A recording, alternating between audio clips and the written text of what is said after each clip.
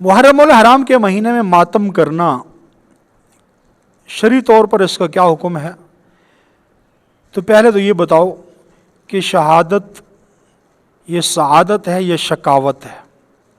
अगर तो शहादत सआदत है, खुशनसीबी है, इनाम है अल्लाह की तरफ से, तो हम फिर मुहर्रमुल हराम के अंदर मातम नहीं करेंगे।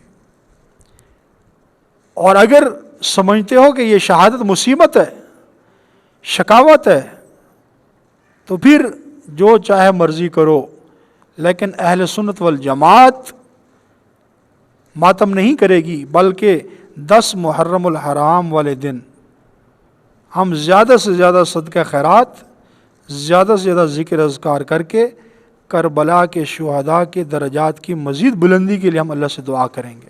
मातम करना किसी हाल में जायज़ नहीं है।